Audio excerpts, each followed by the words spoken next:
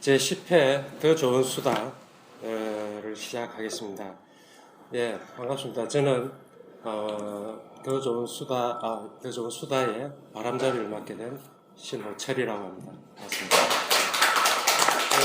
그리고 이번엔 같이 수다를 나눌 두 분 소설가를 모시고 같이 수다를 나누게 되는데, 먼저 이병순 소설가님.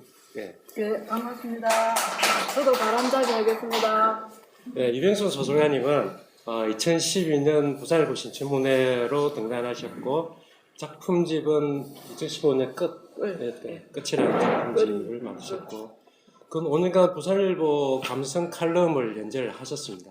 네, 다음은 이쪽은 우리 임성용 소설가님. 반갑습니다. 이승용입니다.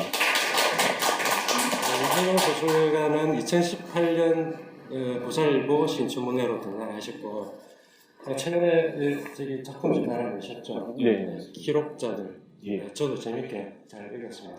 감사합니다. 현진건문학상 추천도 하셨고, 이렇게 축하드립니다. 감사합니다. 이 코로나 때문에 좋은 일이 있어서 축하도 못하고 만나지도 못하고 하니까 소식이 좀 늦습니다. 자, 이번에 우리가 수다를 나눌 이 수다물은 2020년 겨울 55호 더 좋은 소설입니다.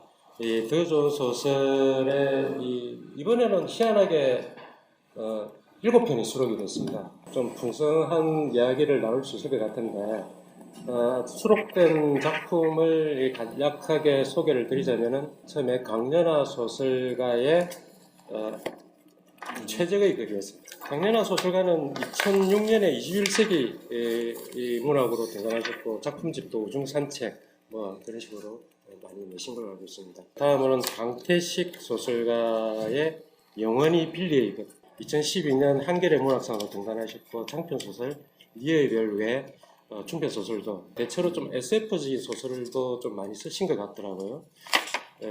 그 다음에 김정진 소설가의 모나리자처럼. 김정진 소설가는 2014년 머니투데이 신춘문예로 등단을 하신 걸로 알고 있습니다. 그 다음에 김지연 소설가의 변신. 김지연 소설가는 2019년 부산일보 신춘문예로 등단을 하셨습니다. 그 다음에 서유미 소설가의 울게야 소설. 이분은 창비 장편소설상으로 등단하셨고, 장편소설 홀딩턴 외 여러가지 몇 편의 소설집도 낸 걸로 알고 있습니다. 그 다음에 장미영 소설가의 거짓말의 기원. 장미영 소설가는 2019년 국제신문 신춘문예로 등단하셨고, 칼럼도 지금 계속 연재하고 있는 걸로 알고 있습니다. 그 다음에 마지막으로는 황은덕 소설가의 타인의 위치. 황은덕 소설가는 2000년 부산일보 신춘문예로 등단하셨네요. 소설집은 우리들의 킴 작품집을 만드신 걸로 알고 있습니다. 자, 이렇게 7편의 작품을 가지고 수다를 나눌 텐데, 더 좋은 수다가 부산 소설가 협회에서 만든 개간지 더 좋은 소설을 독자들이 어떻게 하면은 좀 더 쉽게 접근하고 또 이해하고 또 같이 해석하는데 좀이라도 도움을 줄 수 있을까? 그리고 가능하면 독자의 눈으로 한번 더 훑어보고 또 수다도 떨고 여러 가지 생각의 폭을 넓힐 수 있도록 그런 계기를 만들기 위해서 만든 문학 콘서트입니다. 그래서 우리도 날카롭게 이 소설 분석하고 이렇게 하는 것보다는 하나의 또 다른 독자로서 또 다른 시선으로서 또 이렇게 소설에 대해서 이야기를 나눠보는 그런 식으로 진행을 할까 싶습니다.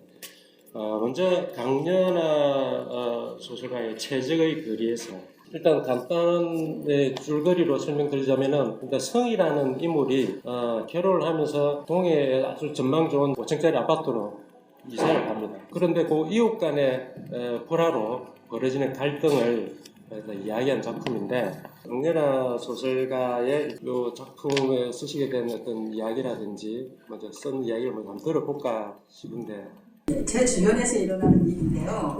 잘 알고 있는 사람이 타인으로 느껴지는 순간에 대한 얘기거든요. 그리고 이 사람과의 관계에 대한 거리에 대해서 썼습니다. 그러고 보니까 미리 듣는 게 안 좋을 것 같은데, 우리끼리 먼저 이야기하고 마지막에 이 작가의 이 숨은 뜻을 아는 게 훨씬 나을 뻔했네요. 좀 싱겁게 됐습니다. 헛다리 짚고 이야기를 하다가 작가의 이야기를 이렇게 세속적으로 들었으면 더 좋았거든요. 저도 사실은 이 소설을 처음에는 이웃 간의 불화를 갈등 그런 걸 이야기로 보다가 제가 처음 원래 소설 읽을 때는 이제 눈하고 뇌하고 이렇게 거리를 좀 띄어가지고 보거든요. 머릿속에 바로 안 들고. 그런데 가만히 보니까 이게 또 다른 뜻이 있었던 소설이구나 이렇게 읽혀졌는데 어떻게 저기 우리 이병수 선생님께서는 어떻게 읽으셨어요? 저는 여기서 읽으면서 카메라는 과연 우리에게 뭔가 이게 주인공이 남편이 성이라는 남편은 뭔가를 이런 사건이 이루어지나기를 예견했다는 듯이 카메라를 적재적소에서 재빠르게 들이대더라고요. 이거하고 또 거짓말의 기원이라는 거하고 거기서 실시 카메라 너는 누구인가 라고 강력하게 묻고 있는 소설인 것 같아요. 그래서 물론 이웃 간의 갈등의 층간소음은 요즘 우리 사회에 뭐 살인까지 부르는 중대한 사회 문제로까지 가는데 작가가 그런 사회 한 깔실거리 가지고 이렇게 썼을 일은 없을 것 같고 정말 이웃은 그러면 우리는 늘 경계하고 감시하고 마찰하는 이런 대상인가? 이웃은 과연 우리에게 뭔가? 멀리 있는 사촌보다 가까운 이웃이 낫다는 것도 이제 옛말이구나. 야, 이것도 그렇고 401호 그 서유미가 쓴 작가도 완전히 그거는 그 리치빌이라는 빌라에서 그 정면으로 층간소음을 다루고 있잖아요. 두 개 다 다행히 또 일맥상통하고 그래서 거짓말의 기운과 그 감화범이니까 전부 다 카메라야. 카메라가 과연 우리에게 얼마만큼 진실을 갖다 줄 것인가. 우리가 이제 사람 말은 절대 안 믿잖아요. 지금 구미 그 여아 사건도 보십시오. 99.9%가 나왔는데도 엄마는 강력하게 부인하고 있습니다. 그러면 이제 그 최첨단 과학이라는 DNA 유전자까지도 검사가 됐는데 다 부인을 하는 이 와중에 가장 이제 우리를 정말 진실을 대변하게 하는 카메라를 저는 여기서 눈여겨봤습니다. 근데 마치 화자가 성이라는 말에 완전히 편들어주지는 않은 그 편들어주는 척 하면서 끝에는 살짝 돌리죠. 아마 네가 이렇게 해서 예민해서 이렇게 받아들였지만 나는 그렇게 생각하지 않는다. 너에게는 혐의는 없나? 라고 물으면서 동시에 읽는 독자 저에게도 뒤를 한번 치는 소설이었습니다. 그래서 끝까지 읽었을 때 아 맞다. 그래 해주는 척 하면서 너가 더 잘못했어 라고 말하는 것 같았어요. 그래서 인간 간의 관계라는 게 우리가 보이는 대로 스무스하게 대하는 그게 전부가 아니구나. 그러니까 자기 나름대로 알맹이를 가지고 누군가를 대하고 있구나 라고 그렇게 느꼈습니다. 예. 네. 저도 읽으면서 이 작가의 소설적 장치가 나름대로 좀 기발하게 했다고 생각되는 게 이야기의 초점은 성이라는 인물이에요. 이야기의 초점은 성이라는 인물인데 화자는 멀리 떨어져가 있는 부모같이 아주 친한 언니가 이야기를 대변해줍니다. 그 말은 무슨 말이냐면은 실제로는 현실은 성이라는 인물이 있지만은 그 상황을 실제로 설명하고 또 판단하고 하는 거는 멀리 떨어진 언니가 그런 식으로 거리를 실제로 두면서 그것도 전화통화로만 이 소설이 꾸며져요. 그래서 나름대로 작가가 소설적 이 최적의 거리에서라는 제목처럼 소설적 장치를 아주 재밌게 매력적으로 꾸몄다라고 특징적으로 한 생각이 들었었어요. 그래서 어떻게 우리 임성경 선생님께서는 어떻게 다 이야기 하셔가지고. 세 번째가 불리해요. 예, 저는 지금 강연한 소설가의 소설을 읽으면서 지금 거리에 대한 이야기를 하고 싶긴 한 것 같은데 사실은 조금 시점이 일일책이었다가 전지적이었다가 계속 혼동 왔다 갔다 하더라고요. 그래서 중간에 인물이 가지고 있는 심리가 나의 것인지 승의 것인지가 굉장히 헷갈리는 부분이 발생하고 그리고 나는 계속 최적의 거리에서 승을 지켜보고 위하고 있지만 결국 아무것도 하지 않죠. 계속 관찰할 자로만 머물러 있고 저는 재밌는 건 앞에 이 집에서 그 노인이 가지고 있는 위약들이 문제를 발생시키지 않습니까? 사실은 지금 이번 소설집에서 공통적인 게 최적의 거리에서와 울게 한 소설가 이 노인의 위약에 대한 문제들이 많이 나오거든요. 사실 층간소음이나 이런 것보다는 그 근원적인 문제는 이 시대가 가지고 있는 그 노인들이 가지고 있는 정당성 그런 것들이 이 젊은 세대들이나 그 밑에 세대들에게 어떻게 비춰지고 있는가 이런 것들을 다루고 있는데, 근데 여기서도 사실 그런 부분이 조금 부자연스럽게 나타나는 부분이 있는 것 같아요. 제가 볼 때는. 선생님 표현을 하시려고 하는데, 저는 여기서 제일 지금 겹쳐지는 부분이 서술자 나와 노인의 아들, 딸도 똑같이 전형적으로 위약적인 인물입니다. 근데 그 뒤에 숨어있는 며느리는 문 뒤에서 지켜보기만 하죠. 근데 사실은 여기서 나는 며느리랑 똑같은 사람이라고 생각했습니다. 그래서 양쪽 집안의 어떤 공간적으로 차이가 있지만은 나는 이쪽에서 수화기 너머에서 지켜볼 뿐이고 며느리는 그쪽에서 자신의 가족들의 위약과 당하는 사람들 지켜보고 있죠. 그걸 대치시킴으로 해서 어떤 효과가 더 나타났으면 이 소설이 더 좋지 않았을까 이 생각이 들었습니다. 며느리의 역할이 너무 없었고, 그리고 중간에 뜬금없이 나온 소주병이 굉장히 큰 메타포를 가지고 있을 것 같았는데 아무것도 하지 않더라고요. 그래서 소주병이 왜 나왔지? 뭔가 해야 될 것 같은데 이런 굉장히 아쉬움이 남는 그런 게 있었습니다. 문장이 조금 너무 반복되는 효과를 계속해서 고집하고 계신 게 아닌가 이런 생각이 좀 들었습니다. 그래서 조금 더 줄이고 내용을 건너뛰어야 될 내용이 많은 것 같은데 너무 반복해서 계속 욕심을 묘사를 내신 것 같은 생각이 들었습니다. 그런 부분이 조금 아쉬웠고, 이런 말 하면 제가 또 무슨 독자 이래 아쉬운 독자가 그런 말이 네. 저는 좀 아쉬운 게 많은 사람이라서 아쉬운 독자 중에 하나입니다. 근데 그 소설 속에서 여러 인물들이 나오잖아요. 그럼 그 여러 인물들 중에서 다 인물들이 다 어느 정도 역할을 다 해야 되나요? 저는 그게 좀 의문이거든요. 작가의 의도에 따라서 그 인물이 나오긴 하나 얼마든지 약화시킬 수도 있거든요. 그래서 저는 이 모든 인물들이 균등하게 뭔가 초점이 맞춰진다는 것에 대해서는 저는 조금 다르게 생각하거든요. 예, 뭐 그렇게 볼 수도 있겠죠.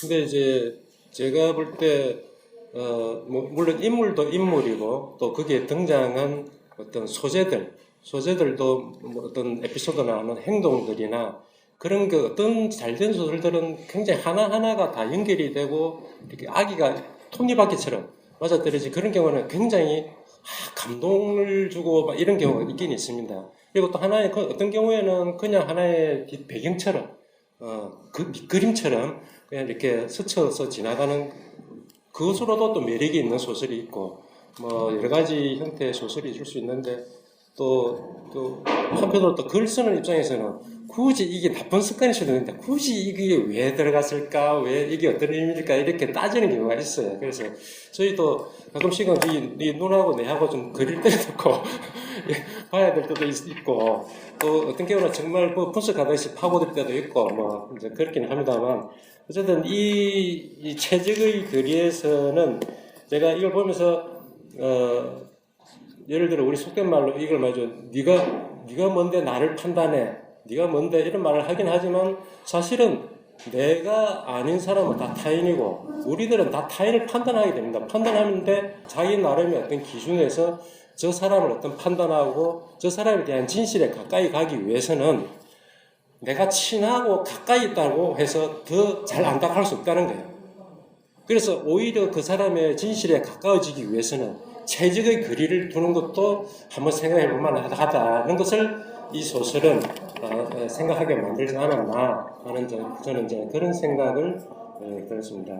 혹시 이제 그런 부분에서는 또 따로 생각을 하신 게 있습니까? 아까 저 노인 말씀을 하셔가지고 임 작가님께서 우리가 알고 있는 노인은 빈자리에 풋고추 말리고 그 풋고추를 쪄서 그런 순박한 노인이라기보다도 어쩌면 노인들이 저도 어머니를 오래 모셔봐서 아는데 훨씬 못됐고 자기밖에 모르고 노인 자기 자식밖에 모르고 굉장히 이기적입니다.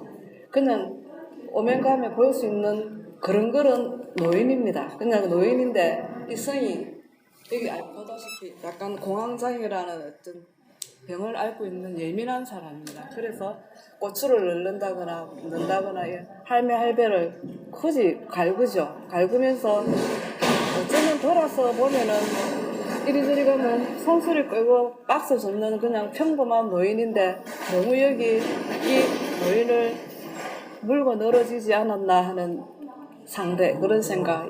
나중에 또 거짓말이 한 거 같이 연결되는데요. 우리는 어떤 자기만의 뭔가 하나 딱 물기를 바랍니다. 아마 너 잘 만나서 하는 거. 그 너 잘 만나서가 이 사람한테는 노인이었던 거예요. 그래서 나중에 또 이야기하겠지만 어차피 수다니까 거짓말이 기원이 같은 경우에 민서 엄마 입장에서 만약에 소설을 쓴다면 굉장히 할 말이 많을 것 같아요.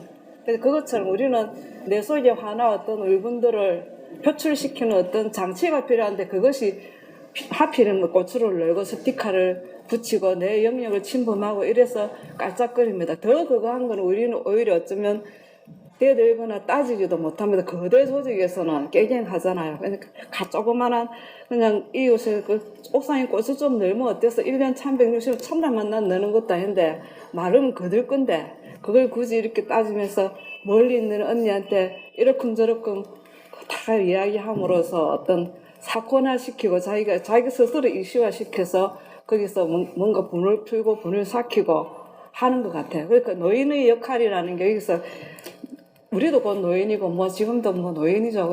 노인의 어떤 표상이 무조건 선하고 고생하고 우리가 절대적으로 젊은 사람이 어리돼야 되고 이런 위치를 두지 말자는 게 제가 이 소설 읽으면서 느꼈습니다. 노인들은 그냥 당당한 인격체로 젊은 바닥바닥한 방탄소년단을 드러를 할 수 있는 그런 살아있는 의식의 노인으로 만들어서 대결을 붙였다면 이게 훨씬 더 좀 더 생동감 있게 와닿지 않을까. 내가 성이라는 여자가 되게 어필하는 그런 장면들도 좀 그럴 때도 보이고 개연성도 있어 보이고 그냥 고작해야 80, 60 다섯 대 할배를 상대로 법정까지 간다거나 이런 게 우리 개인의 화가 문제가 되지 않았을까 하는 생각이 들었습니다.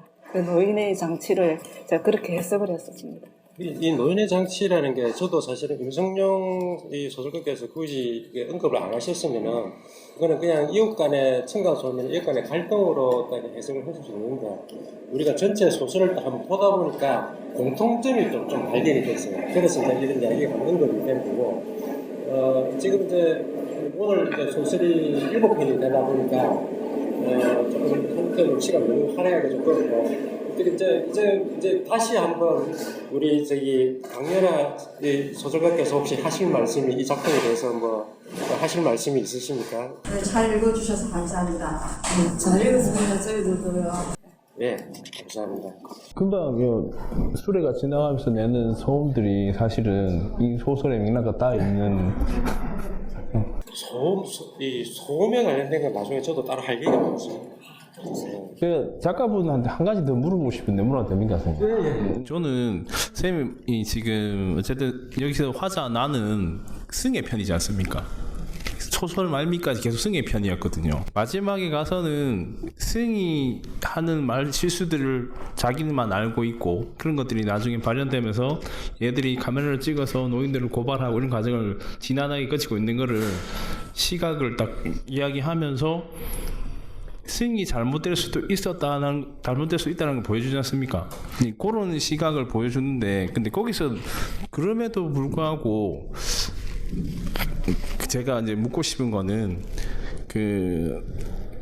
본인이 생각하기에 자기는 노인의 시선에 가까운지 아니면 승의 시선에 가까운지 제가 이걸 묻는 이유는 저는 이제 이 작품을 이 주변에서 일어난 일을 포착했고요. 거기에서 이제 이걸 어떻게 소설화시킬 것인가를 많이 고민했고 고민하는 와중에 이제 이 캐릭터 변화는 되게 힘들었고요.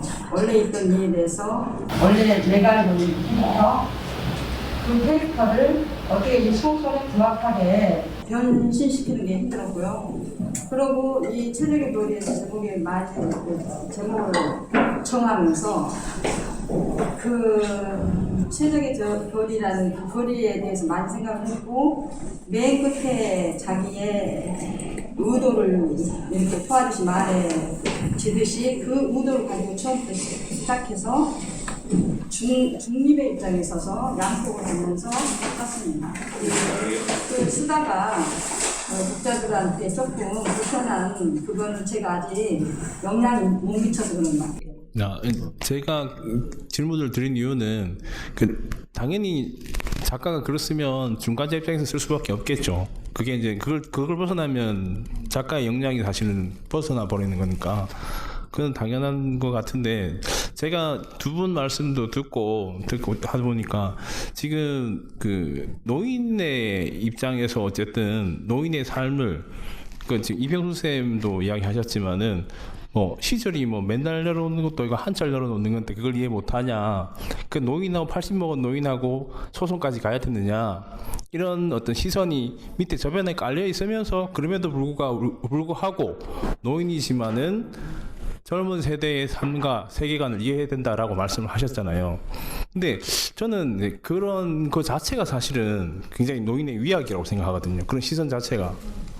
근데 그런 것들까지 감안을 하고 쓰신 건지를 제가 이제 좀 본 건데 다른 식으로 해석이 되신 것 같아요. 이제 소설가로서 지금 이제 일종의 사회 현상이 지금 제가 알기로는 한 2010년 정도부터 젊은 층과 노인 층 간의 갈등이 또 지금 예를 들어 요즘은 또 여혐 남혐, 남자와 여자의 어떤 갈등, 그다음에 젊은 층과 노인 층의 갈등, 여러 가지 지금 여러 층에서 갈등이 생기고 있는데 아마 인승현 선생님은 이 요즘에 와서 특히 노인 일종의 폄하라면 그리고 노인 간의 갈등, 젊은 층과 노인의 갈등에 대해서 상당히 주시를 하고 계신 거예요. 그래서 또 그걸 발견을 하셨고 다른 소설하고의 이제 이렇게 겹치다 보니까 그래서 이제 그런 차원에서 어떤 노인과 젊은 층의 어떤 그 갈등에 대해서도 약간 염두에 두시고 혹시 이제 쓰셨는지를 아마 여쭤본 것 같습니다. 네. 그래서 일단은 이제 강연아 소설가의 작품을 잘 읽었습니다. 그리고 참석해 주셔서 바쁘신데 또 참석도 해주시고 그래서 감사드립니다. 자, 영원히 빌리의 것을 일단 한번 이야기를 나누겠습니다. 영원히 빌리의 것, 저는 이거 소설을 굉장히 흥미롭게 읽었습니다.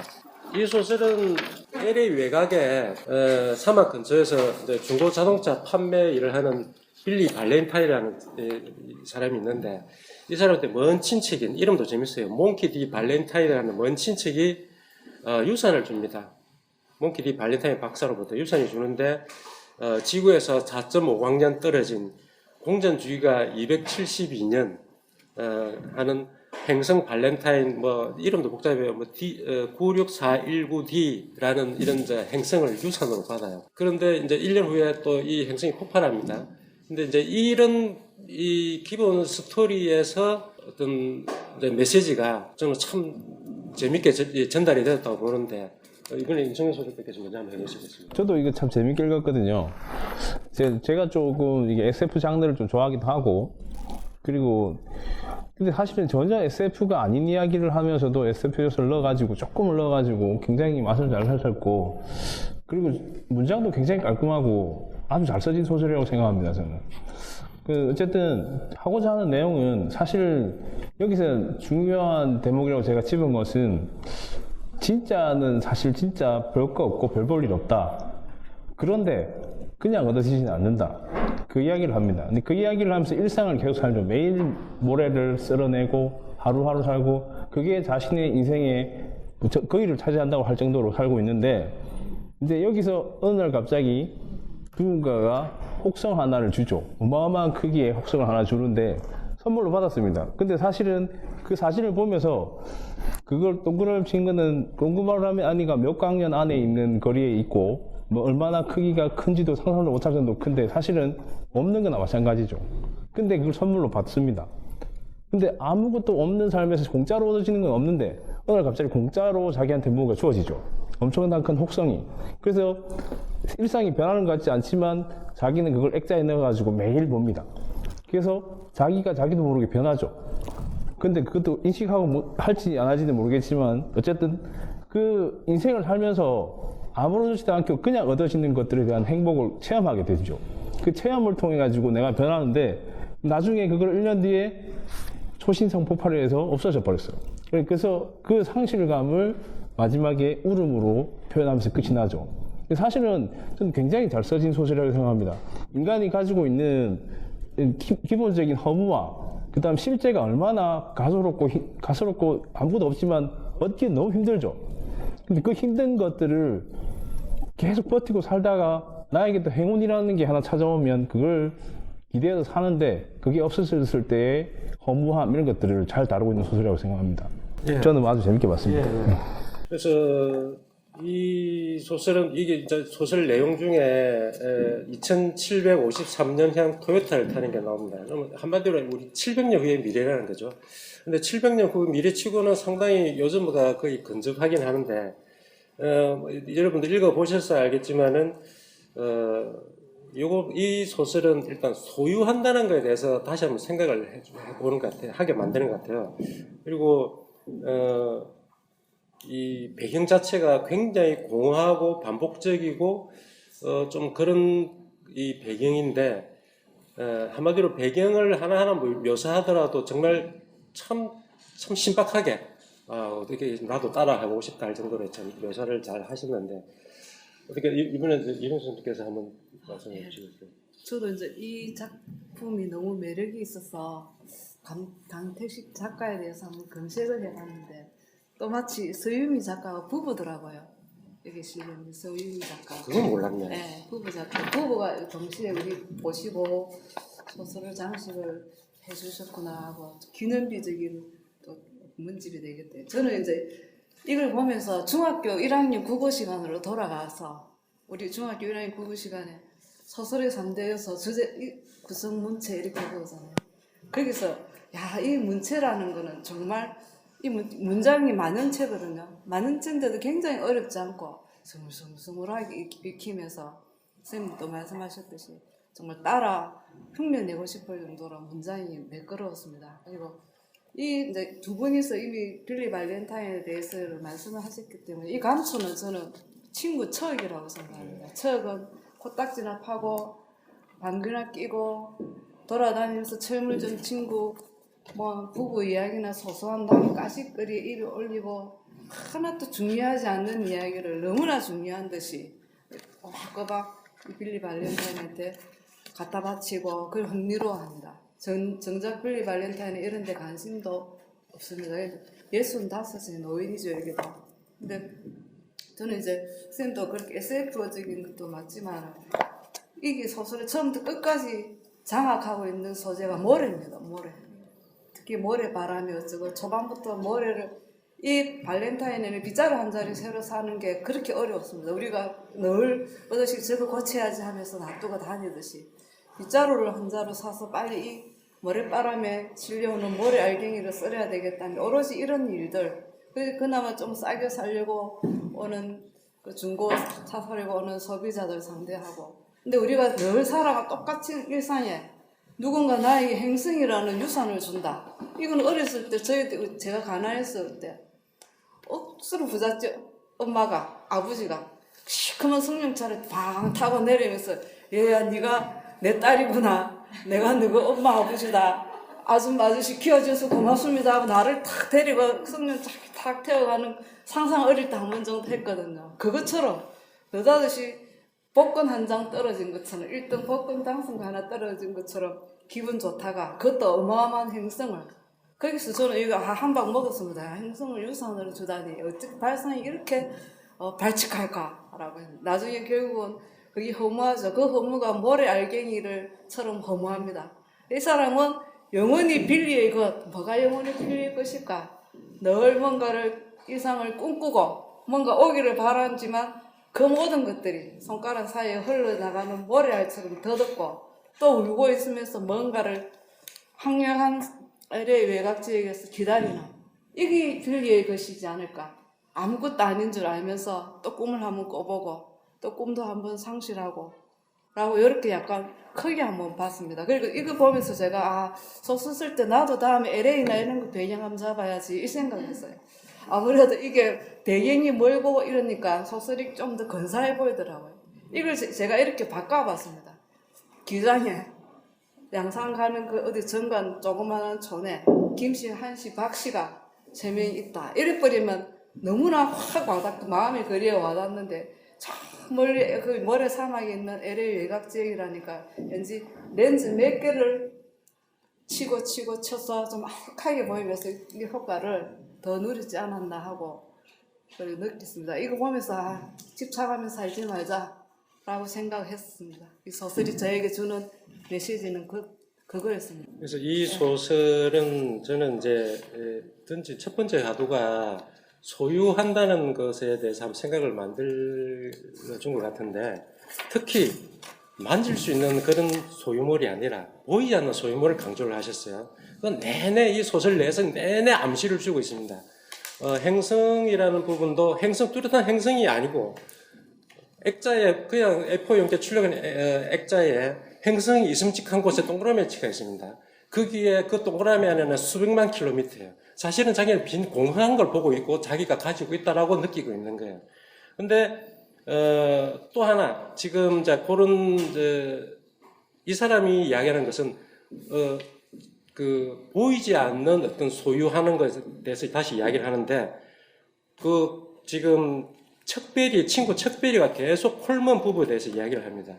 이건 난 처음에 왜 이래 그냥 감쪽 같은 이야기를 할까 했는데, 저는 이거 상당히 계속 이 사람이 강조를 하고 있는 게, 콜먼 부부가 이제 그 부부에서 여자가 또 바람도 피우고 뭐 이빨도 부러뜨리고 뭐 이렇게 하는데도 그 부부의 맨 마지막에 콜먼이 자루에 대한 못을 세면서 운다고 이 말이죠. 아까 이 내용에도 그러지만 척별이가 계속 콜먼 부부에 대해서 이야기하는 이유, 그 안에 내용이 있습니다. 하는 이유는 그만치 그 사람 뇌리에 거기 들어가 있기 때문에 그 이야기를 계속 한다라고 표현이 되어 있어요. 마찬가지로 콜먼이 납작못을 세면서 운다는 것은 자기 아내가 비록 아무리 다른 짓 하더라도 자기는 여전히 사랑하고 있다는 거예요. 그래서 슬프고 우는 거예요. 아까 말한 보이지 않는 소유물이라는 말은 그 말입니다. 넌 내 여자야, 넌 내 남자야, 이런 말 안 하십니까? 저만 쓰레기예요. 그런 거, 넌 내 남자야, 넌 내 여자야 하는 게 그 육체를 말하는 게 아닙니다. 마음을, 넌 다른 사람 쳐다보지만 나만 봐. 마음을 얻겠다는 거예요. 네 마음이 내 거라고 강조하는 거예요. 내 소유라는 거예요. 그것처럼 여기 소설에서 이야기하는 것은 보이지 않는 어떤 우리 감정이나 어떤 그런 사랑을 우리는 그걸 정말로 추구하고 그걸 내 거라고 가고 있지만은 어떻게 보면은 그게 흠모할 수도 있지만은 사실은 그게 실체일 수도 있다라는 게 또 하나의 우리가 바꿔 생각할 수 있게 만드는. 그래서 이런 이야기를 쭉 풀어나가는 과정에도 그 변호사가 나와서 설명을 하잖아요. 나는 이 변호사 이 변호사 한 사람이 와서 대사 몇 마디 던지는데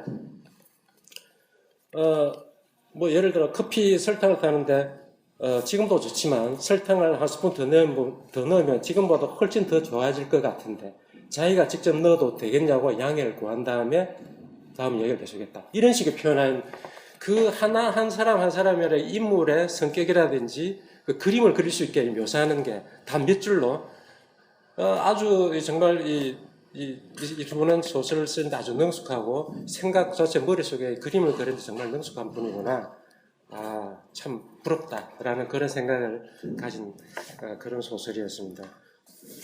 자, 다음은 김정진 소설가의 모나리자처럼. 모나리자처럼 이거는 이제 간단하게 또 줄거리를 말씀드리자면은 한 남자가 백화점에 갔다가 친구의 안에 있던 여자를 우연히 만납니다. 우연히 만나고 화장실까지 따라가서 그리고 커피숍에서 커피 한잔을 하면서 그 여자와 결혼한 예전에 자기 두 친구의 과거를 이제 회상하는 방식으로 이 이야기를 풀어나가는 그런 소설인데 이거는 윤수 소설께서 먼저 한번 소감을 한 말씀 해보시겠어요? 사랑과 전쟁 같은 약간 네. 굴릴담 같은, 그러니까 얼굴 예쁜 여자가 방명하게도 또 남자 두드려 맞고 두 분 다 두드려 맞고 선취금 당하고, 그러니까 거기에서 그러면서 포커페이스를 한다는 의미로 모나리자처럼이라고 하는데, 굳이 뭐 그림까지 안 닮기도 이 정도의 내일 모레 사회를 보는 남자 중년들이잖아요. 딸 둘이가 있는데 이 여자도 두 번 이혼을 했지만 뭐 자랑을 했느니 말았느니 그것까지 알 필요도 없고, 이거 20대 여자도 아니고 대충 나이를 점치고는 40대 말이나 50대 이 정도 좀 되는 여자겠죠. 그러니까 뭐 얼굴 사귀고 있던 남자가 있으면서 또 다른 남자한테 뭐 시쳇말로 꼬여서 또 그 결혼을 하고, 그걸 또 술을 많이 먹는 간암 걸려서 죽고, 또다시 첫사랑과 또 합쳤는데 또 손찌검 당하고 그렇게 어차피 합칠 것 같으면 위대한 캡츠비처럼 크게 막 어리어리한 부자가 돼서 팔자는 한싹 고치고 아니 또 여전히 뭔지 뭐 비싼 시계를 찾는지 어쨌는지 그 시기가 있더라고요. 그래서 특별히 한 여자가 있던 두 번을 사랑을 하고 두 번을 결혼을 하고 나서 어떤 있었던 이야기를 글을 썼는데 이제 약간 뭐라고 할까 이걸 80매까지 쓰기가 굉장히 힘드셨을 거라는 생각이 들더라고요. 그냥 이 사랑이 저는 이런 거 잘 못 쓰거든요.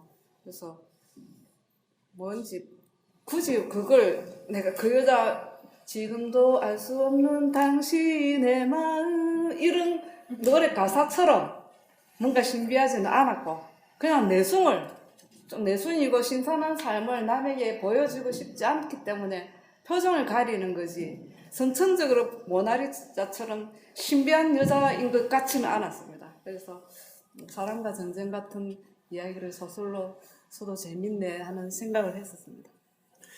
저는 이 글을 읽으면서 현실적으로는 아주 고난과 갈등을 가득 찬 그런 이제 만남도 아름다운 러브 스토리로 만드는 것도 작가의 지시고 아름다운 러브 스토리도 아름답지 않다고 선동하는 것도 다 이 작가들의 만행이다 라는 느낌이 들기도 하는데 여튼 어떻게 이번에는 저는 사실 재미없었습니다, 이 소설. 재미없었고 이 인물들이 가지고 있는 성격들도 이 여자들조차도 너무나 남성적인 서사를 가지고 있고 그리고 솔직히 솔직히 말씀드리면 김정김 소설가한테는 죄송한 말이 되겠지만 이 문장이 완성되지 못했습니다. 너무 비문도 많고 그래서 읽기가 사실 힘들었습니다. 그래서 선생님 너무 요번에 만만하게 글 쓰신 게 아닌가 이거는 그 주제도 너무 지금 뭐 아내와 나는 애인이 있고 이혼을 하고 명호라는 그 친구는 나오는 주인공 여자분은 이쁘다는 것밖에는 아무것도 없고 그런데도 그런 삶을 계속 반복해서 선택하고 이런 서사는 사실은 그냥 사실은 말 그대로 사랑과 전쟁 드라마에서 나올 법한 이야기지 소설에서 이렇게 써서는 안 된다고 생각합니다. 저는 물론 제가 이렇게 말하면 후배로서 굉장히 금방진 말이 되겠지만 저는 이런 말을 해야 된다고 생각합니다. 이런 자리에서 다음에 저를 때리시라도 좋습니다. 이 남자가 과연 이 여자에게 조금 호감이 있었을까요? 굳이 그런 이야기를 사느냐 다 하고 궁금해서 따라갔을까요? 그게 이제 거기에서는 본다면. 제가 볼 때는 어떤 것도 작가적인 어떤 설정이기도 한데 저도 어떻게 보면은 그런 앞뒤 부분에 어떤 뭐라고 해야 되나 이렇게 그 사람이 하는 어떤 말이나 하는 행동이 조금 자기적인 부분이 좀 없지 않아 있긴 있었어요. 근데 저는 이 소설이 앞전에 말한 그 우리 영원히 빌리의 것과 나는 또 하나의 또 일통하는 부분은 있다고 나는 생각을 한 게, 이 영호라는 남자가 자기 친구였죠. 근데 영호라는 남자가 이 모나리자 미소의 여자한테 반해가지고 계속 따라다닌다. 소위 말하면 돈으로 밀어붙이죠. 근데 첫 읽기로는 일단은 여자가 자기 가정 형편이 어려우니까 돈 많은 남자한테 결혼했다가, 그런데 몸은 갔는데 마음은 안 간 거죠. 그래서 그 남자가 실망을 하고 술병을 얻어가지고 또 간암으로 죽으니까 원래 있던 그 사귀던 남자하고 결혼했다. 그런데 이게 첫사랑이 성공했다고 할 수 있는데 오히려 더 아주 이상한 식으로 스토리가 이제 풀어나가는 그런 느낌이 드는데, 근데 이게 제가 왜 아까 빌리의 것과 상통하냐고 말을 하냐면은 영호라는 사람도 마찬가지로 이 여자는 육체는 자기가 얻었지만 마음을 얻지 못했어요. 그래서 실제로 실체가 안 보이는 자기가 정말 얻은 거는 실체가 보이는 거지만 실제로 자기도 그걸 몰랐던 거죠. 자기가 정말 원했던 거는 실체가 보이지 않는 거를 더 원했고 그게 더 중요하다는 거. 그래서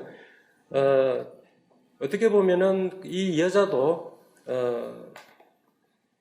자기가 모나리자 미소를 지으면서 그런 삶을 살았다라고 하면서 하나의 어떤 변명처럼 그렇게 할 수도 있지만 맨 마지막에 흉터나게 멍을 보여주잖아요. 그러니까 일종의 이 여자는 자기 자신을 속였던 거예요. 모나리자 미소가 삶을 위해서 보였던 어떤 억지스러운 미소가 아니라 자기 자신을 속였던 모나리자 미소예요. 그러니까 보여주기 위한 미소가 아니고 자기 자신을 가리는 그런 미소.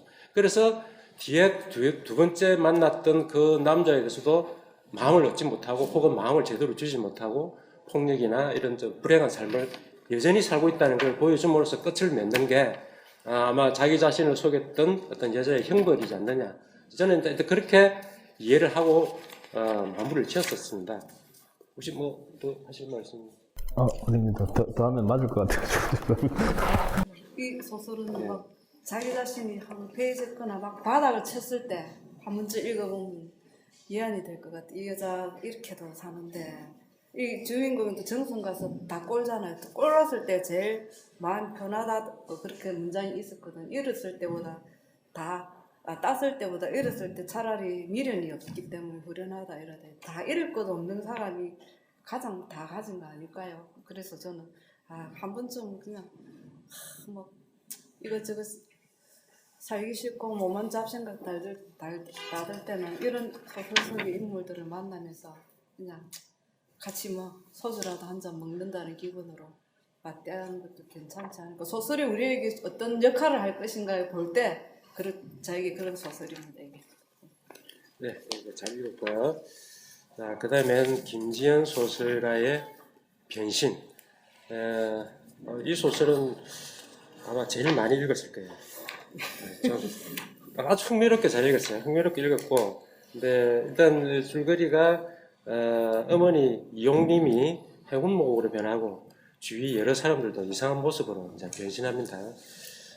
이게 이제 일종의 카프카의 변신을 오마주한 소설이지 않을까 하는 생각도 들기도 할 정도로 변신에 대해서 이야기를 많이 하는데 처음에는 이 현상을 믿지 않았던 다른 사람들도 이제 나중에는 반변신차가 이제 등장하고 그에 대한 책까지 베스트셀러가 되는 이제 그런 일련의 현상들을 쭉 이제 풀어나가면서 또 작가가 또 이야기하고자 하는 그런 이야기를 삽입된 그런 소설인데 먼저 우리 제가 먼저 말씀드릴까요? 아니, 일단 제목 자체가 뭐 카프카를 오마주 안 할 수 없는 제목이니까 뭐 김지연 소설가가 뭐 제 후배라서 그런 말이 아니라 글 잘 씁니다. 제가 볼 때 그렇습니다. 어쨌든 그리고 이 조금 아직 굉장히 제가 나이가 젊은 걸로 알고 있는데 소설을 쓸 때 굉장히 좀 보면서 웃음이 나는 게 굉장히 이게 느스레를 떨고 있다는 느낌이 뭉치고 있다고 해야 되나 이런 느낌으로 다 문장을 쓰고 있는 게 자꾸 읽혀져가지고 저는 재밌게 읽었습니다. 그 카프카가 뭐 어차피 거기서 말하고 있는 거는 자기가 곤충으로 변해가지고 자기 혼자가 어쨌든 사회의 부조리를 대변하는 어떤 걸로 나온다면 이 작품에서의 어떤 가능성은 후반부에 들어서 저는 가이아 이론을 떠올렸거든요. 가이아 이론을 하면 지구 전체가 하나의 생명체이고 모두가 세포이고 모두 연결되어 있다는 이론입니다. 그거는 하나의 뭐 이상 이론이기도 한데 근데 거기 이론에 맞춰서 소설이 쓰이지 않았나 생각이 들 정도로 근데 종국에 가면 모든 것들은 연결되어 있다. 모든 것들은 하나의 생명이라는 것들을 말하고 있는 것 같아가지고 이것도 약간 SF적인 내용이 많이 있죠. 일본 애니메이션 보면 에덴이라는 애니메이션이 있습니다. 그걸 보면 인간들이 전부 다 수정체로 변해가는데 그게 목적이 처음에는 모르는데 그게 한 100년, 200년 지나면서 그게 지구 전체가 멸망하는 가운데 지구가 인간을 흡수해가지고 다른 별로 이주하기 위한 과정이었다는 게 밝혀지는 게 있죠. 이거는 같은 이론. 그래서 인간이 자꾸 다른 걸로 변합니다. 그 과정을 굉장히 드라마틱하게 그렸죠. 저는 여기서 피 꽂고 말았는데 그게 고양이 조심해주세요 우리 언니예요 말하는 부분에서 저는 탁 웃었습니다. 아주 기발하구나 이런 것들을 해가지고 그래서 뭐 물론 뭐 제가 볼 때 그거는 있었습니다. 제가 볼 때 뭐 제가 자꾸 이런 말 하니까 나쁜 소리 되는데 단점도 보이긴 보였습니다, 소설에서. 그래서 뭐 이야기를 할 때 특히 주인공이 옥림이죠. 옥림이 엄마잖아요. 화자는 딸이 난데 그 다음에 제명인가 언니가 있고, 내가 계속 화자로 발언하고 있는데 내가 하고 있는 그 화자가 그 변신에 대해서 계속해서 어떤 설명을 단정적으로 하더라고요. 조금 더 그걸 보여주시기로 계속 보여줬으면, 그걸 뭐 만약에 뭐라 하더라, 변신의 조건에 대한 이야기들. 이게 사실은 이걸 참 설명하기 어려울 거라고 생각했습니다. 소설 쓸 때, 특히 단편에서 이런 구성을 짤 때 어쨌든 고립이잖아요. 이게 변신의 조건이 이 소설에서. 이 고립의 조건이 되는 사람들이 변신을 한다고 하는데, 이제 이걸 설명하면서 이걸 맞추기 위해서 뒤에서 점점 이 설명들이 너무 많아지고 이런 것들을 볼 때 조금 아쉬운 마음이 들긴 했습니다. 그래서 이런 부분을 좀 했으면, 그래서 어쨌든 카프카의 변신을 좀 진일보시킨 소설이지 않을까 생각이 듭니다, 저는. 카프카의 소설이 진일보까지 시켰다는 대단한 지금 칭찬을 하시는. 카프카는 그 너무 시절에 이렇게 극적으로 막 이렇게 사실 감탄을 하면서 읽었습니다. 이 3인칭인 것 같은데 일부러 가족들을 다 이름을 대죠. 어머니 이용님, 아마 일부러 그래 하신 것 같은데, 어머니 이용님, 오빠는 뭐 재경, 또 새언니가 해주 맞습니까? 해주 이름을 일부러 다 이 개개인의 하나의 개체로서 다 표현을 다 하고, 또 아까 지금 힌트를 준 것처럼 변신의 기본 조건은 철저히 혼자 있을 때 그렇게 하고, 또 실제로 이 이야기에 묘사되는 과정은 별로 대화가 없이 다 혼자 자기 일에 집중하는 그런 모습을 일부러 보여줍니다. 자기 일에 이렇게 그래서 처음엔 나는 이용님이란 이 인물이 치매에 걸린 것을 그렇게 표현하셨나? 치매에 걸리고, 혹은 치매에 걸렸으면 아무리 이제 자기만의 세계로 이제 들어가는 그런 거니까, 그렇게 처음에는 이렇게 해운목으로 변했다라고 했을 때 혹시 치매를 했나? 이러면서 읽기 시작했어요. 이제 그런데 그것도 아닌 것 같고, 왜냐면은 맨 마지막에 두려워하지 마라 또 여러 가지 이 변신하는 하나의 행위가 나쁜 게 아니라는 걸 지금 암시를 하고 있어요. 그리고 그래서 이게 어떤 슬픈 현상이 아니라 개개인의 어떤 이제 자기 몰입이라고 해야 되나? 그렇게 함으로 해가지고 또 다른 모습으로 보이는 거를 일종의 현상으로 그냥 이게 어떤 병적이다든지 그런 게 아니고 하나의 현상으로 표현을 한 것이 아닌가라고 그렇게 하면서 읽었습니다. 그래서 일단 각각 개개인의 등장인물을 철저하게 독립적으로 살짝 표현하려고 노력을 하신 게 저는 일종의 그것도 이제 문학적 장치라고 하는데 이제 그런 게 조금 보였고, 이병수 소설가씨는 또 어떻게 다르게 읽으셨는지. 저도 비슷합니다. 저도 이거 굉장히 어렵고 그래서 몇 번 읽었습니다. 그래서 뭐 카프카 변신은 안 떠올릴 수가 없었겠죠. 근데 카프카가 소설의 변신은 주인공이 잠자로 변하는 것 자체만으로도 다 좋은 거거든요. 뭐 그게 어떻다 저렇다 말할 필요도 없고 굉장히 쇼킹하고 그게 하는 상징하는 어떤 아우라나 메타포는 굉장히 크거든요. 근데 그거는 카프카 변신은 또 다른 어떤 성의의 이 변신하고는 또 다른 이야기일 것 같거든요. 근데 작가가 뭐 젊은 분인 줄 알고 있는데 굉장히 털을 넓게 잡았구나. 소재를 굉장히 넓게 잡고 이 바운다리를 어떻게 메꾸려고 이렇게 큰 걸 잡았을까라고 하면 계속 읽었는데 제 작가는 기억이 안 나는데 옛날에 제가 사빈느라는 소설을 읽었으면 짧은 중편이고 뭐 긴 단편 정도 되는데요. 작가는 제가 사빈느인데 그 여자가 굉장히 변신을 잘하면서 자기 혼자 자아분열을 하면서 한 명이 됐다가 4명이 됐다가 100명이 됐다 그렇게 하는 이유는 뭐냐면은 자기 남편도 사랑하고 하는데 정말 좋아하는 예술가 화가를 하고 따로 만나고 싶었지. 몸 하나는 남편한테 있고 하나는 좋아하는 남자 만나고 싶어서 변신합니다. 그래 변신의 목적이 뚜렷하잖아요. 자기가 어떤 정말 멋진 예술가와 연애 한번 해보고 싶다는 욕망입니다. 근데 여기서는 변신은 하지만 왜 변신하는가 라고까지는 이 독자가 일부러 그걸 작가가 몰라서 안 쓴 게 아니지만 독자는 그걸 갈구합니다. 근데 변신했다 뭐 그럴 수도 있다. 근데 그래서 왜? 라는 의문이 남더라고요. 변신하는 것까지 변신 사건 뉴스도 나오고 이용님이라는 엄마가 해묵목으로도 변하고 그 해묵목 그거 묻듯이 산에 가서 묻고 이럽니다. 이런 것들이 참 재밌게 와닿는데 아무래도 모든 독자는 아마 카프카 연결을 지을 텐데 이 아성을 어떻게 무너뜨리면서 자기만의 목소리를 낼까라고 하면서 읽었는데 저 어떤 또 무슨 책에서 읽은 거 고대 바빌론의 어떤 시인이 강가에서 통곡을 하고 울더랍니다. 그래서 왜 우노 하니까 내가 써야 될 시의 소재를 무시인들이 다 썼어. 쓸 게 없어요. 그 기원전인데도 그렇게 소재가 없는데 오늘날은 얼마나 우리는 소재의 궁핍에 시달릴까. 근데 그 가감하게 변신을 잡아서 이 자체만으로도 크게 뭔가 변화를 시도했다는 데서 굉장히 의미가 있었던 소설이라고 봤습니다. 그 안에 내용들은 두 분, 호실 사회자 선생님 말씀을 하셨고 임 선생님도 말씀하셨기 때문에 그래서 왜 변신을 하는지가 좀 궁금하고 그걸 조금 했고 여기서 주인경이라는 그 독서 모임에 하는 그 여자 이제 아들이 변신하잖아요. 그래서 거기까지는 너무 나가버리면 이 분량이 차고 넘쳐서 주워 담기가 좀 힘들었어요. 근데 엄마 변신으로서는 물고 늘어져 가지고 끝까지 갔더라면 나도 초심 안 흔들리면서 변신에 대해서 계속 할 건데 거기서 아들이 또 변신했다니까 세고 센 변신?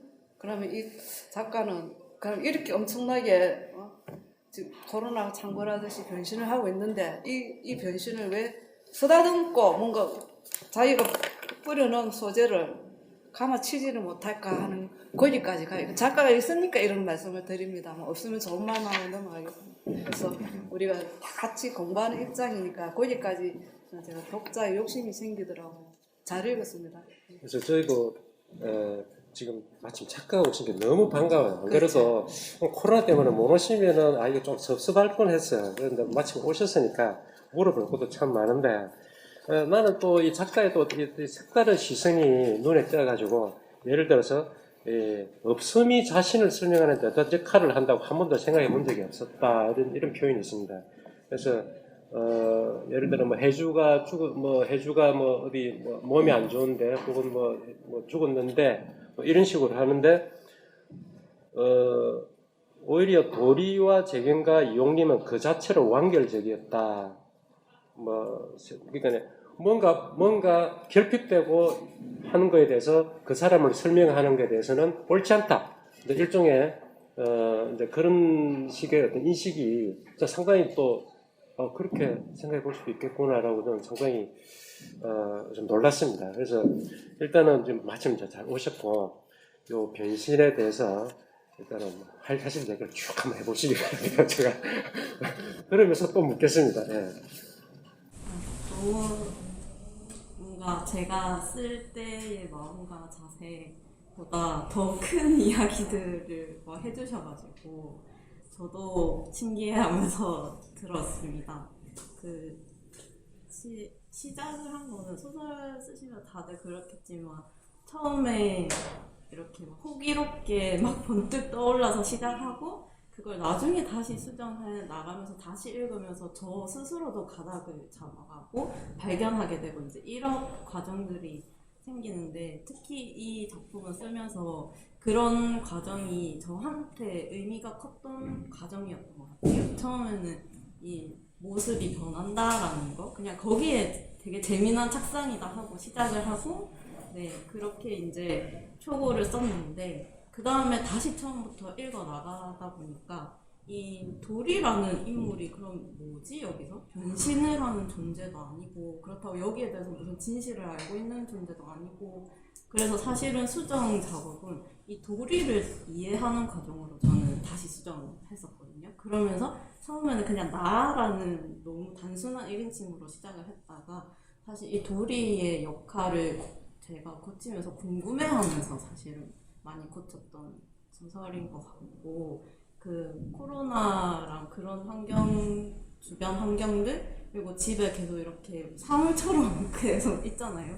사람으로서 하는 역할이 되게 제한된 상황이었다고 생각을 해요. 사람이 할 수 있는 것들이 굉장히 제한된 그런 상황 속에서 이런 생각을 하게 되었는데 그거를 바라보는 시선조차 너무 이 사람의 시선이 아닌가? 약간 이런 생각도 많이 하면서 썼던 것 같아요. 뭔가 동물로 변하고 사물로 변하는 거를 안타까워한다거나 뭐 인간성을 왜 포기하려고 하냐 이런 거조차도 너무 사람의 입장이다. 근데 그거를 막 가이아 이론까지 떠올리는 건 아니지만 생명이라는 관점에서 조금 한번 봐보고 싶었고 근데 저 스스로도 이게 너무 제가 공부하듯이 저도 의미를 찾는 듯이 썼던 소설이라서 그런 걸 다 아우르기에는 사실 역량이 부족했던 것도 맞는 것 같습니다. 예. 그러면 한마디로 변신은 뭐라고 정의를 하고 나름대로 원래 이제 글을 쓰실 때 100% 다 표현을 하지 않지 않습니까? 그러니까 내가 해답을 소설에 쓰진 않지 않습니까? 해답을 쓰진 않지만 나름대로 뭔가를 규정을 하고 뭔가 어떤 윤곽을 잡고 변신이라는 그런 표현을 했을 텐데 그러면 작가님께서는 변신이 어떤 것을 의미한다고 지금 생각하고 이렇게 그 무생물 혹은 고양이 뭐 이런 동물 혹은 행목 이렇게 표현을 하셨는지요?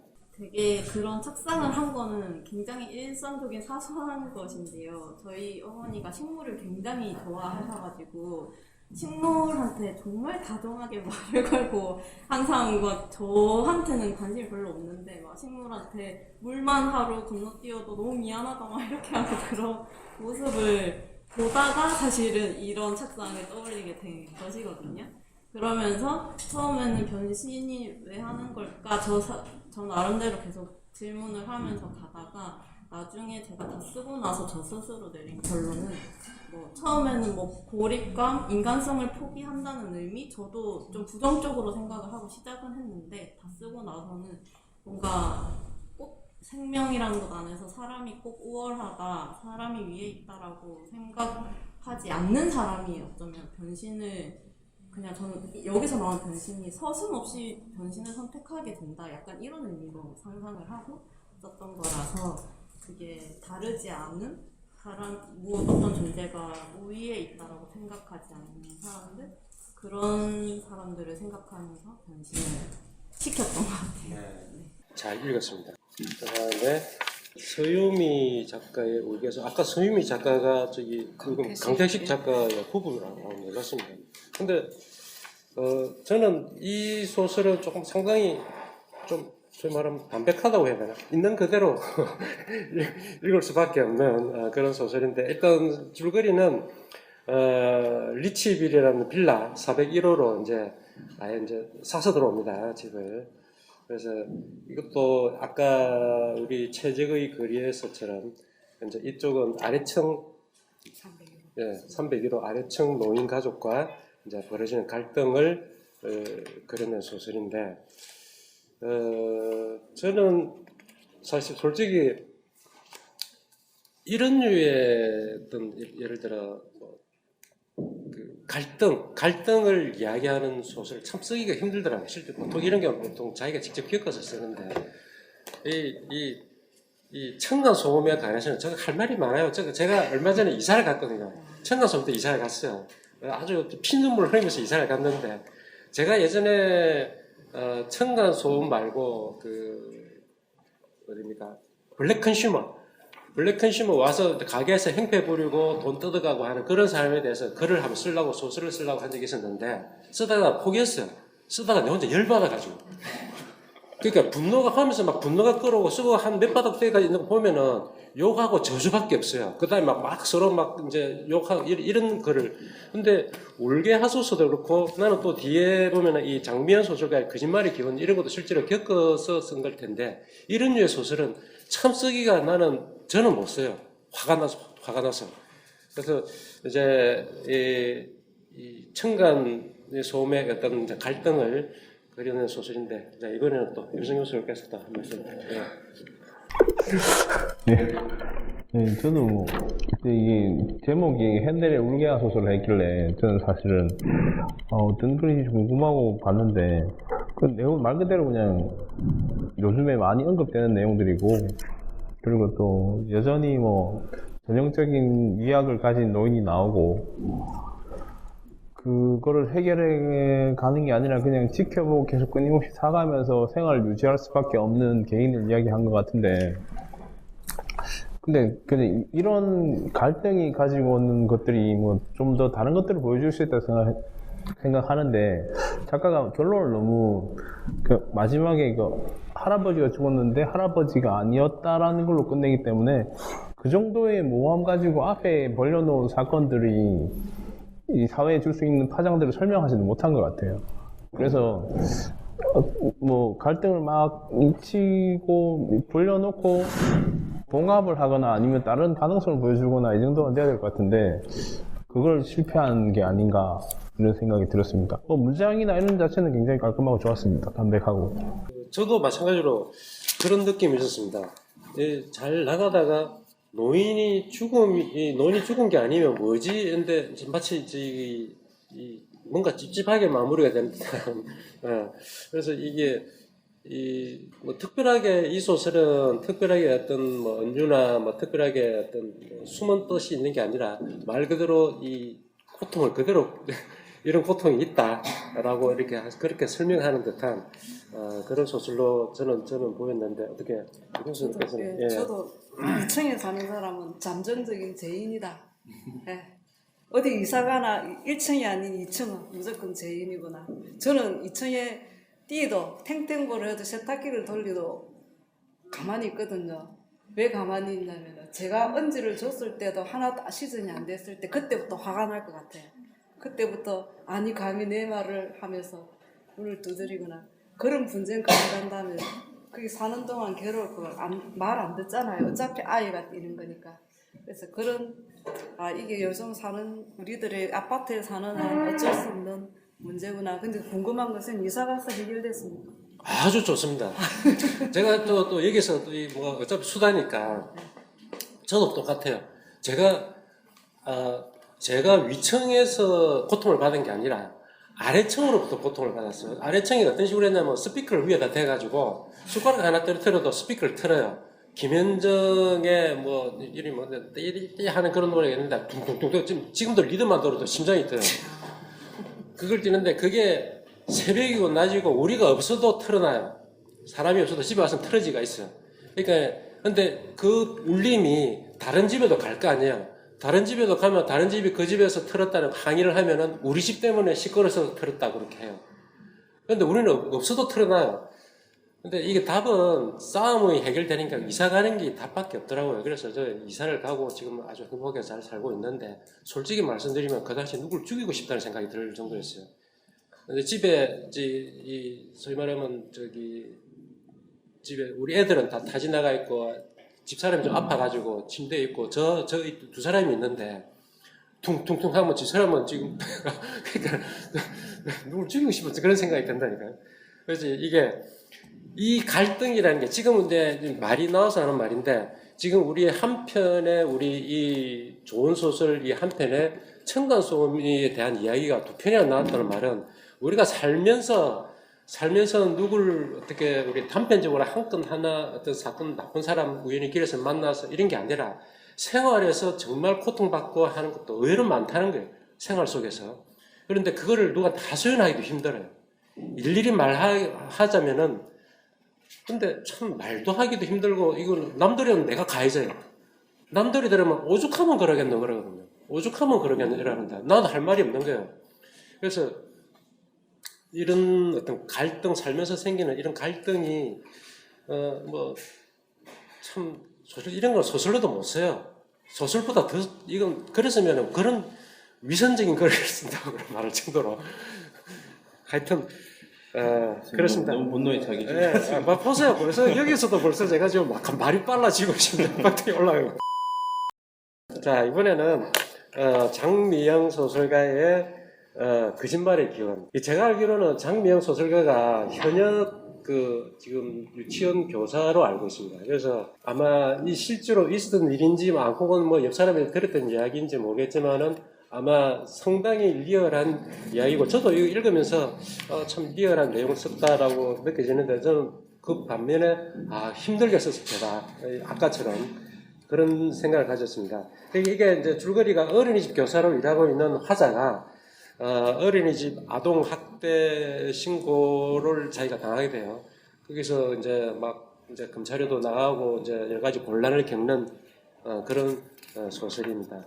자, 이번에는 또 이런 소설께서 또 예. 저도 재밌게 읽었습니다. 선생님 말씀하신 대로 자기가 겪은 얘기는 소설화시키기가 굉장히 어려서 머릿속에 이야기들이 가득 차 있기 때문에 어디서부터 써야 될지 몰라서 할 말은 말이 먼저 나오니까 손이 느리잖아요. 그래서 못 쓰는데 굉장히 문체가 차분하고 정말 문장 깔끔하고 필사하고 싶다 할 정도로 문장이 좋았습니다. 그래서 여기는 줄거리는 그냥 어린이집 민서가 이제 길을 다치면서 여러분 읽었다시피 저는 아가야들이 거짓말을 하는가 안 하는가 그게 제가 궁금한 거짓말합니다.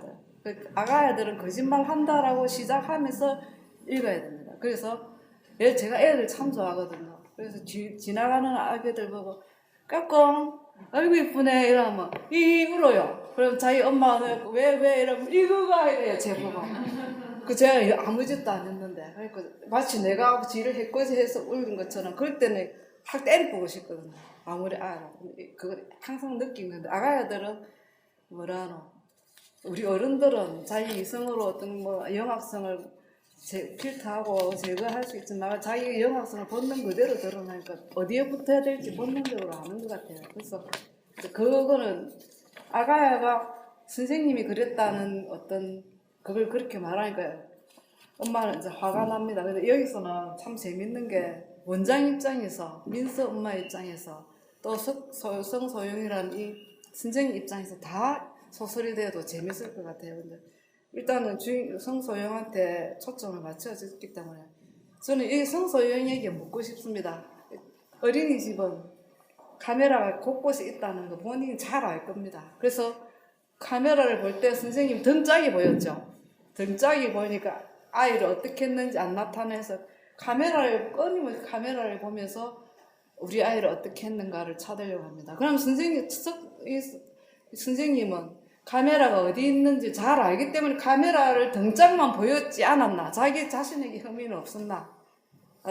늘 이런 문제들이 어린이집에 있는 일들이니까 성가신 일이고 그냥 자기 표정도 이렇게 노출시키고 싶지 않고 항상 카메라 등을 앉으면서 아가 콧물을 닦아준다든지 밥을 먹여준다 했을 수도 있습니다. 그러니까 이 모든 것들이 귀찮고 이 보이지 않는 등짝에서는 무슨 일이 일어나는지 그걸 추측할 뿐입니다.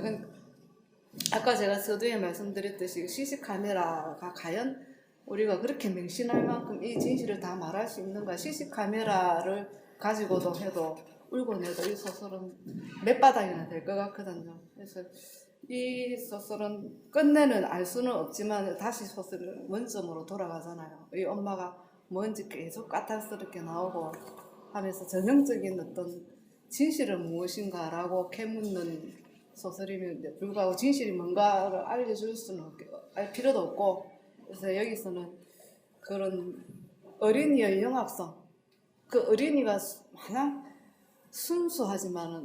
순진하지만 않다는 어떤 그런 존재야 인간은 무엇인가라고 크게 들이대도 될 것 같거든요 이 소설이. 그래서 저는 이 선생님의 입장에서 집에서 한 번쯤 무조건 내가 귀에 안 들여서 그것만 가지고 이럽니다. 선생님은 자기 자신을 냉철하게 돌아봤을 때 자 그러면은 원인도 모를 기파열이 일어났는데 이걸 내가 일단 담당 교사로서 책임은 없었나 돌아보면서 나는 언제나 카메라 사각지대에 있었지 카메라 등을 보고 있었지 나는 언제나 노출시키기 쉽지 않아 내 등판만 보이고 싶어 라고 한 선생님의 심리를 좀 더 파고 들어갔으면 그냥 요즘 흔히 있는 어린이집 아동학대 이야기에서 조금 더 나아가지 않았나 하는 생각이 들었습니다. 그렇게 읽었습니다. 예, 저는 이 이야기를 참 내내 가슴이 답답하죠. 이제 오해를 받고 공격을 당하고 하니까. 근데 이제 우리 또 나름 글 쓴다고 저처럼 이제 저는 좀 하는 사람은 이 나쁜 습관이 꼭 제목을 가지고 이게 무슨 뜻일까 또 따져요. 제가 이제 거짓말의 기원이라는 제목을 왜 붙였을까? 이 말은 이제 여기가 이제 어린애가 이제 성소위 지목을 하잖아요. 이제 그것처럼 이제 거짓말을 이렇게 하는 게 그게 기원이라고 뜻일까? 이제 또 한편으로는 제가 뭐를 봤냐면은 자 민서 엄마는 이제 계속 오해를 하고 의심을 하죠. 이 교사를 어린이집 교사를. 그런데 그 교사가 고발을 해서 형사가 또 나옵니다. 형사는 거의 확신한 듯이 그 자기가 확신한 거를 끼워 맞추기 위해서 뭐 등으로 등지고 있는데도 했네, 뭐 한 거네. 그러면은 뭐 이런 식으로 밀어붙여. 그래서 제가 이 거짓말의 기원은 의심 다음에는 확신이고 확신이 나는 가장 무섭다고 해요. 확신해서 거짓말이 다시 유추가 돼요. 확신해서 다시 거짓말이 생산이 된다는 거죠. 그래서 이제 우리는 진실에 다가가기 위해서 진실이나 어떤 이 사실에 볼 때는 아무 의심도 없어야 되고 일단 있는 그대로를 봐야 볼 줄 아는 눈이 있어야 되는데 먼저 혹은 의심을 하거나 먼저 내가 이건 아니다 혹은 저건 뭐다라고 내가 벌써 확신을 갖고 있으면은 그때부터 벌써 거짓말이 벌써 생성된 거죠. 그래서 이 장미영 소설가의 이 거짓말의 기원은 그런 인간의 어떤 또 다른 어떤 심리에서 거짓말이 출발했다라는 것을 또 다른 방식으로 표현한 게 아닐까라고 또 저 혼자서 또 그렇게 생각을 했습니다만 또 저기 임성현 선생님께서 어떻게 얘기했습니까? 저도 뭐 읽으면서 이게 참 소설이어서 다행이다. 실제였다면 아까 시도철 선생님 말처럼 살인 충동을 느끼지 않았을까. 여기 나오는 민서 엄마라는 인물이 굉장히 진짜 실제에 없을 것 같은 인물이지 않습니까? 이런 인물이 세상에 있을 수가 있어? 이렇게 생각이 들 정도로 이런 인물인데 실제로 있죠. 근데 저희가 소설 쓰다 보면은 사실은 이건 너무 전형적인 소설 쓰기여서 이걸 쓰면 오히려 거짓말이 소설이 피중성이 전혀 없을 것 같은 그런 일들이 너무 많으니까. 근데 사실 이 일이 경험으로 바탕으로 어쨌든 간접 경험이든 뭐든 썼을 거라고 저희가 예측을 할 수 있듯이 그만큼 이제 가까이 와닿는 이유가 그런 걸 텐데, 그래서 뭐 내용적인 부분은 오히려 그래서 저는 소설적으로 봤을 때는 너무 전형적이다라고 생각했습니다. 그래서 뭐 여기 나오는 형사라든지 민서 엄마, 그 다음에 남편까지도 너무 전형적인 인물로 그려지고 있죠. 그래서 오히려 이게 너무 소설로서의 어떤 밀도가 이 다큐에 가깝지 않나. 그래서 조금 아쉬운 점이 있었습니다. 오히려 이제 이렇게 쓰면 너무 뭐 어떻게 말을 할 수가 없습니다. 이 소설에 대해서.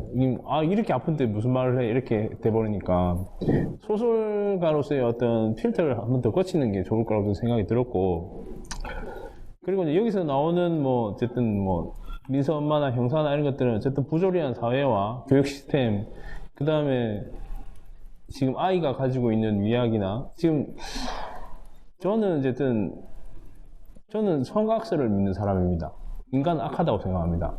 근데 그 악함을 다스리면서 사람은 산다고 생각하는데, 근데 이런 것들을 너무 쉽게 노출되는 것들에 대해서 요즘은 아무도 책임지지 않죠. 이제 그런 것들을 다루는 소설인 것 같은데, 이걸 조금 더 저는 세련되게 이야기를 했으면 좋겠다고 생각했습니다. 너무 가슴 아프게만 이야기해가지고 보고 나면 본 사람도 우라증이 나는 그래서 조금 슬픈 소설이라고 생각이 들었습니다. 그런데 이제 이 소설은 저는 이제 이번 우리 이 집의 또 공통적인 내용 중에 하나이기도 한데, 예를 들어서 요즘에 나오는 그 아동학대 지금 뭐 엄청나죠. 지금 사회적 이슈가. 마찬가지로 또 어린이집에서 일어나는 그런 거, 또는 뭐 심지어는 우리 뭐 미투도 그렇고 또 많습니다. 요즘 뭐 이제 그런 사회적 이슈로 한쪽으로 비판을 많이 하는데, 그런 눈쏠림에 의해서 반대로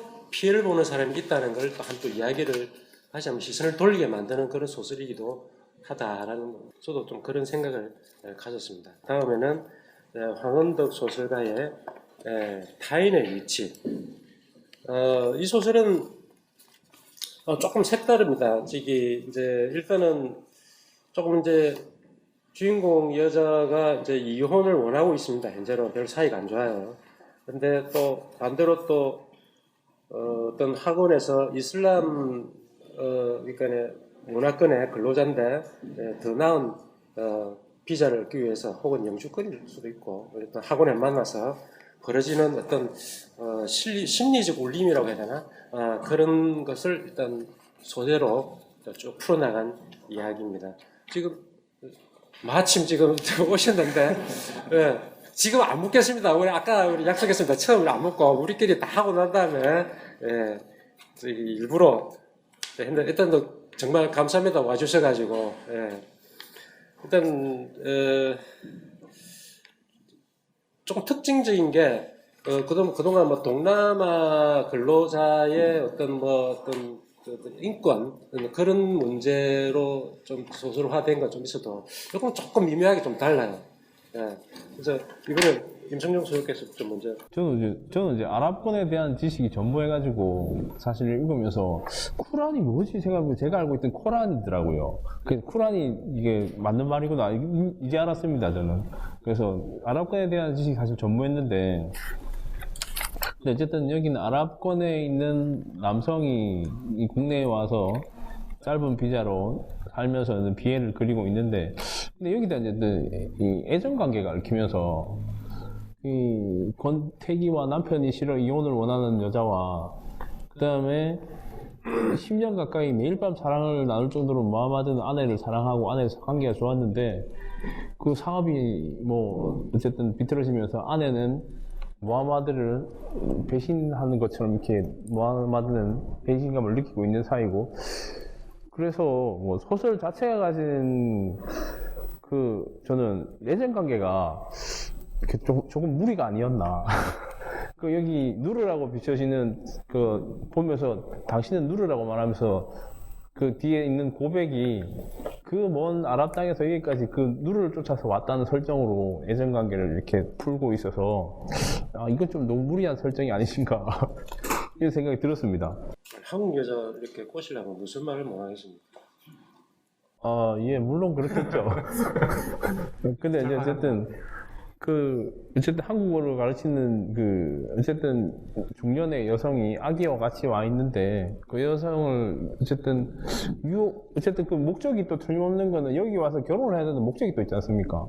그런까지 노출되는 상황에서 이 수뇌부처럼 완전히 알라신이 알라신 맞습니까? 그쪽이?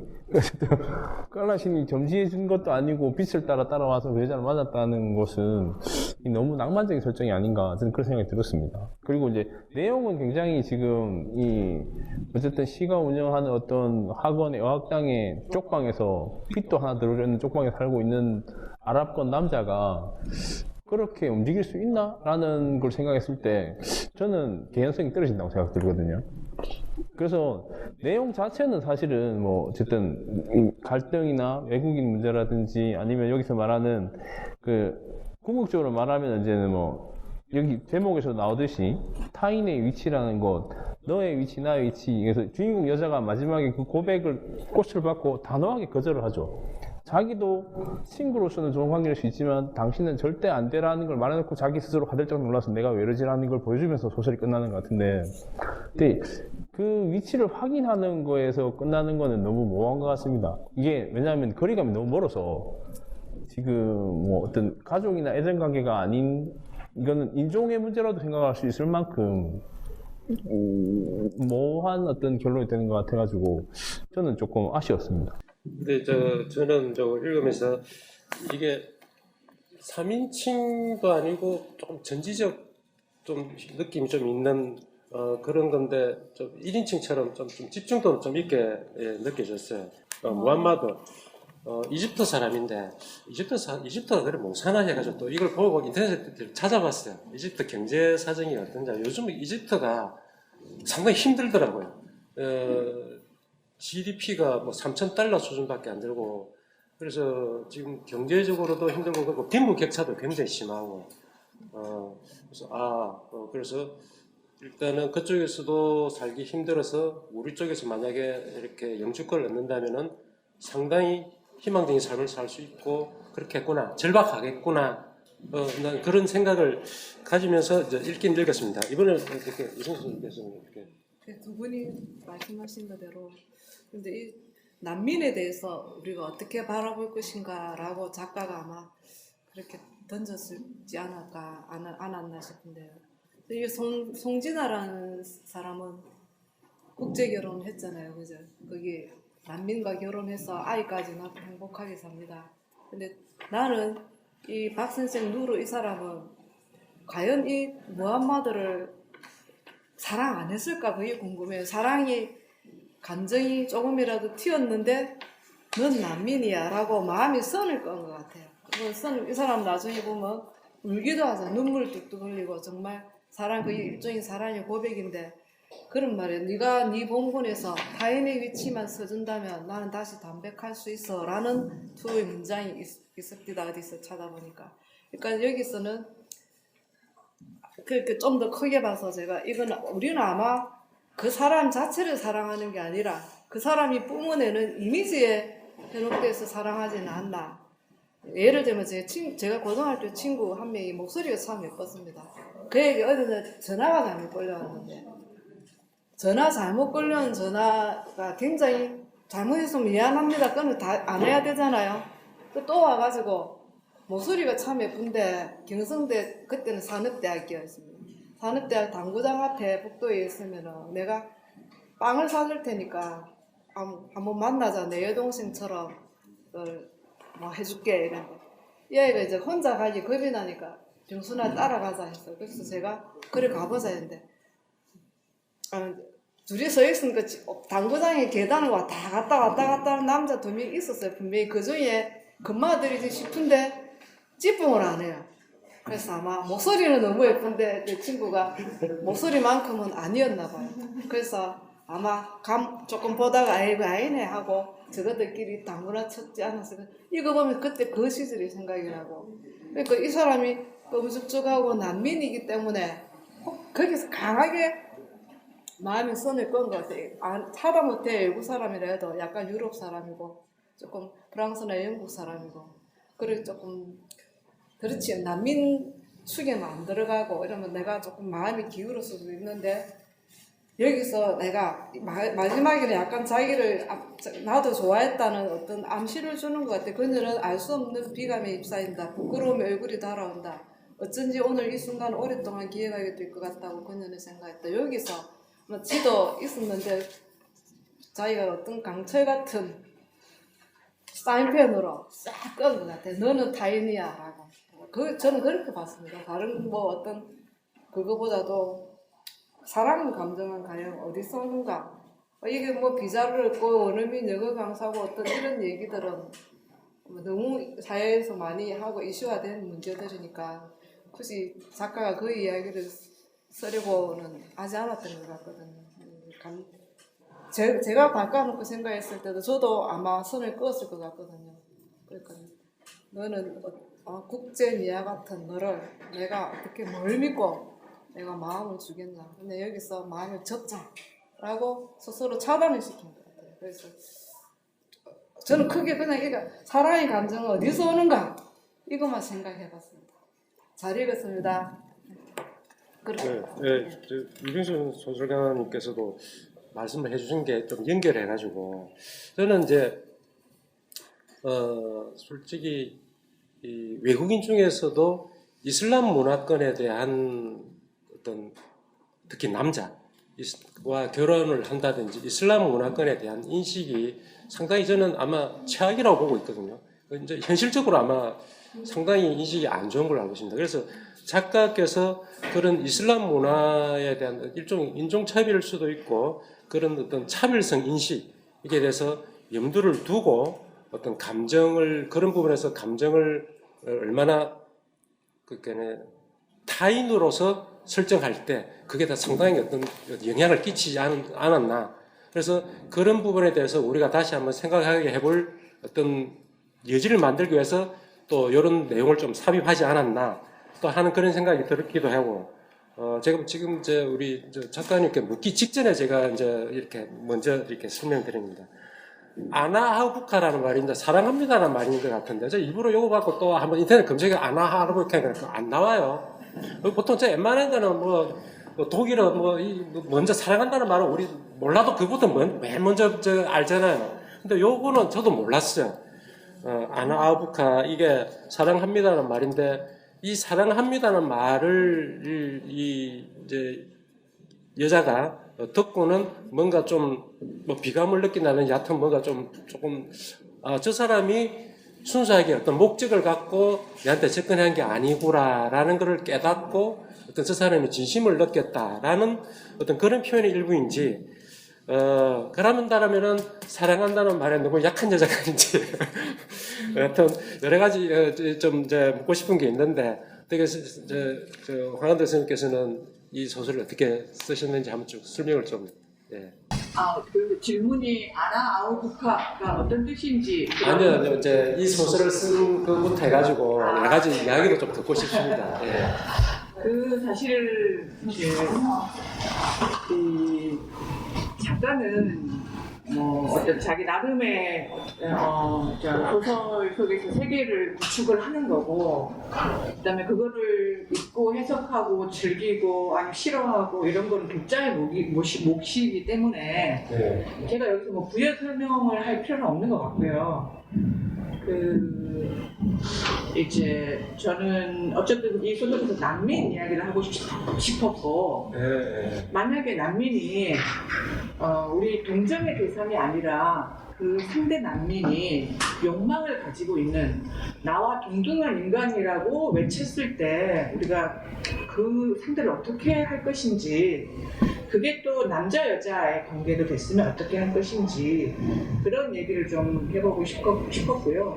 그다음에 무함마드가 이제 그렇게 그러니까 이 이슬람권에 있는 남자들은